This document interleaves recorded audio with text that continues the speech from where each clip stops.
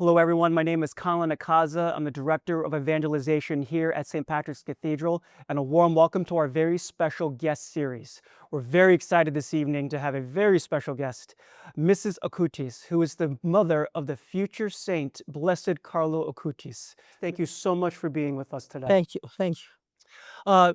My first question for you is, was there a period of time in his childhood that you recognized that he was someone special, that he was closer to God than most, that he was into the faith? Basically, Carlo, I always say that he was running in front of time because he was anticipating everything. Also, faith matter. Because at 3 months, first word, 5 months already he used to speak. And also with the faith, it was like this. So when he was 3 years old, he started to ask me to enter inside the church. He wanted to stay there, and I used to say, "Carlo, we have to rush. We have an appointment in the park. You have the friends." And Carlo didn't want to go away. So at that moment, I started to understand that Carlo has a special things, huh? But also the way he act in the house. He was so obedient, so polite, very generous, always smiling, never caprice, even if he was a small child. And of course, this big faith he had. He wanted to read the gospel, the people read him the gospel, to read the stories of the saint. And he was so prepared in faith matter that they allow Carlo to do the first Holy Communion when he was 7 years old. He wrote in that occasion to be always united with God.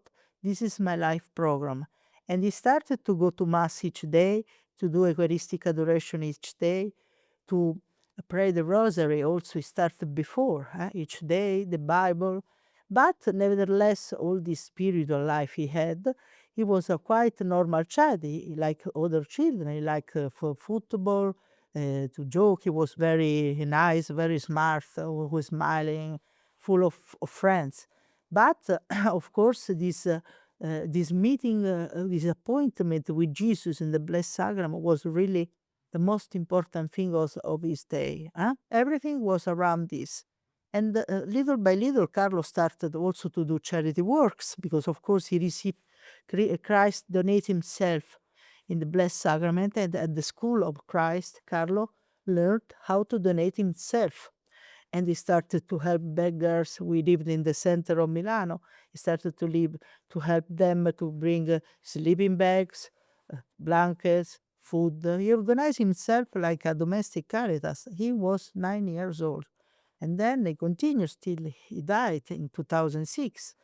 And he organized very well also to give not only material things, but also his spiritual advice. For example, he used to speak with these people to give advice where to go, how to ask for a popular house, where to go to do shower, where the place where they could eat or take dresses. Or I mean, it was quite practical also because he knew that these were foreigner people. They didn't even know how to speak Italian, most of them. So he tried really to give also human love, not only material things.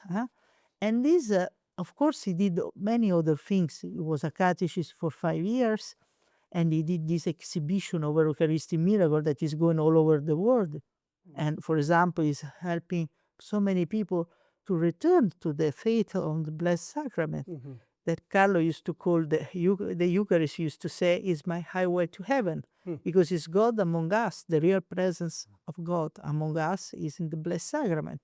And for Carlo, really was something so important. If we did, for example, a trip abroad, the first worries of Carlo was to find the nearest church of the hotel where we were staying, not to lose the encounter with Jesus in the Blessed Sacrament. So just to say how he was. That's amazing. Not only was he a prayerful young man, and you said he loved playing football, he loved video games. Like, what did he do outside besides prayer?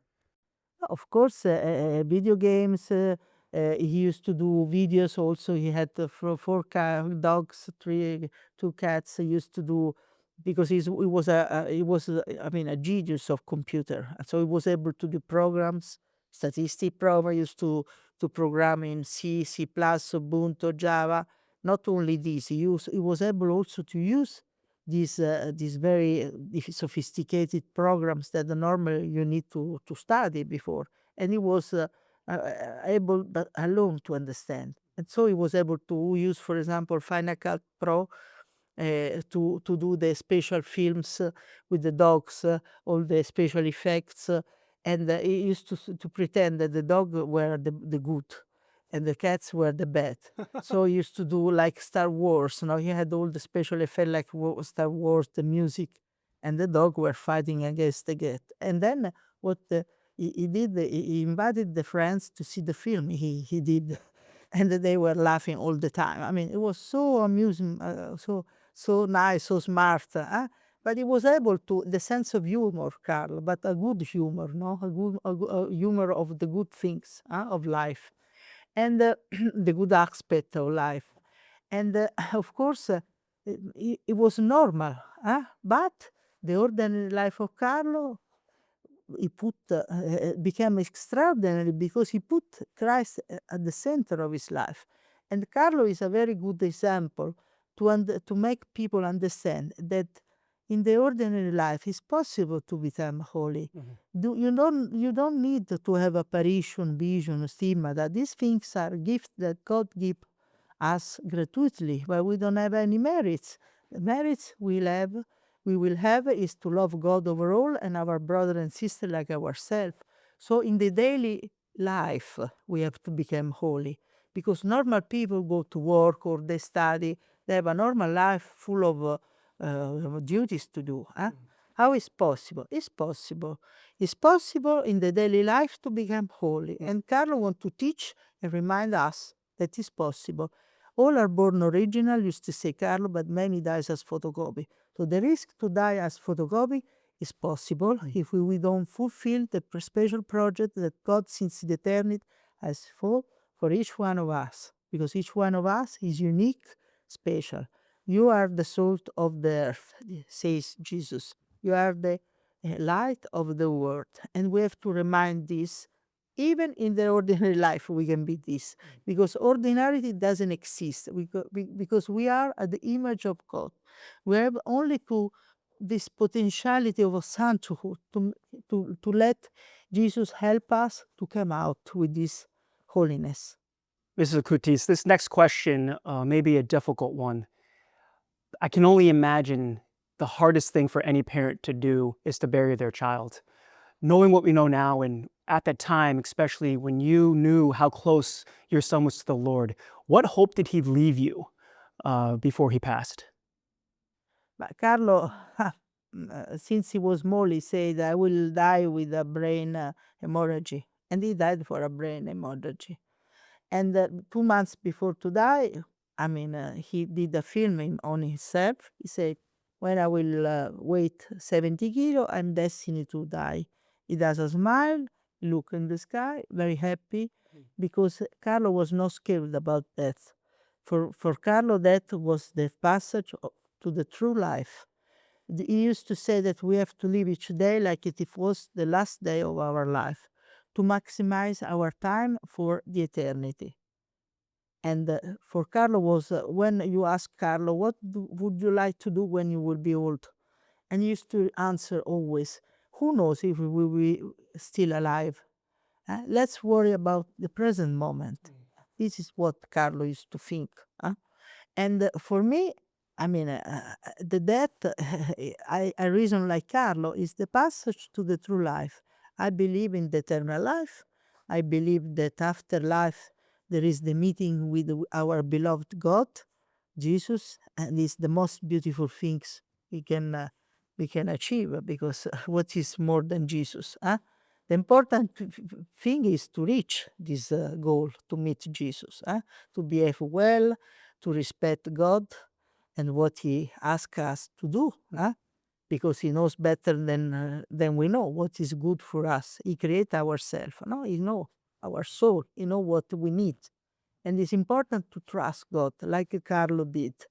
And for me, the death was a big pain, of course, because Carlo was an only child at that time. Then after I dreamt Carlo, after 4 years he had died, and he told me, you will become again mother.